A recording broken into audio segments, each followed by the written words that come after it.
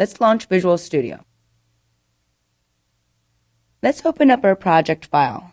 To switch things up a bit, I've written the code that we've created so far in C# so that you can have a varied language experience with the .NET framework.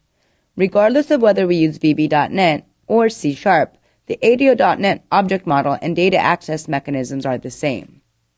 Select File, Open, Project. Browse to your desktop. Inside the Visual Studio Project Files directory, go to Chapter 6. Inside this directory, you'll see that we have both VB and C# files. Open up the C# files. We've conveniently recreated Chapter 4 and 5 for you, so you have a sense of how we built the application in C#. Open up Chapter 6 and select the Before directory. There, you'll see the Anti-Curator Admin. Open that directory, and inside there, you'll see Anti-Curator Admin solution. Open that solution by double-clicking on it. You'll see some of the project files that we've created earlier, such as the base form and the main.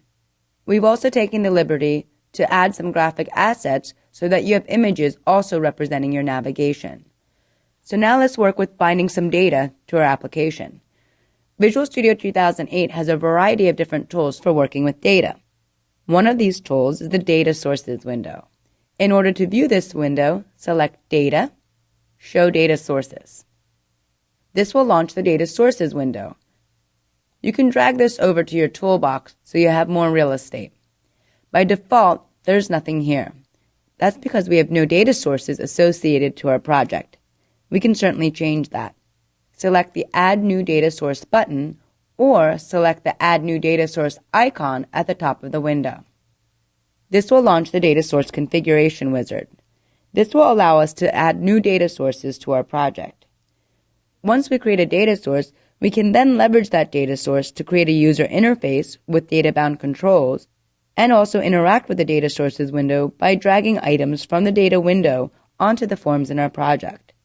We can choose to use a database, service, or object for our data source.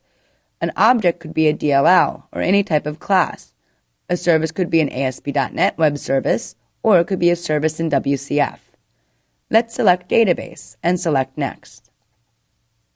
By default, this will navigate to the Northwind connection, which we have added in our Server Explorer. If we use the drop-down list, we can see that this is the only connection we have. As you remember, we added the inventory database, so we'll need to set up a new connection to the inventory database. Click on the button New Connection. For server name, type in localhost.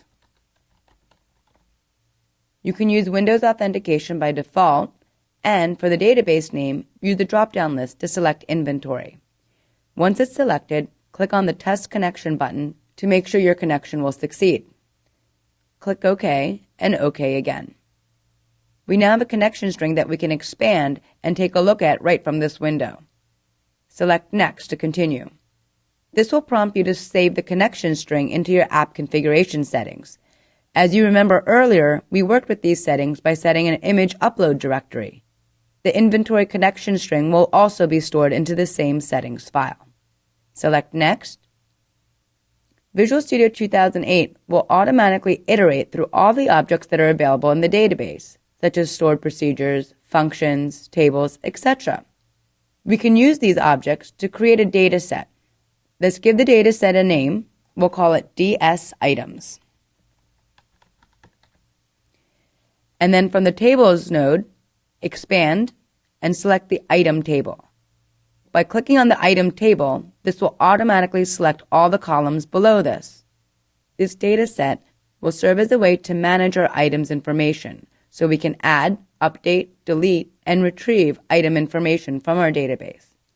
Select Finish, and now you will see in your Data Sources window the Item data source. Expand this, and you can see all the columns that are now associated to control types.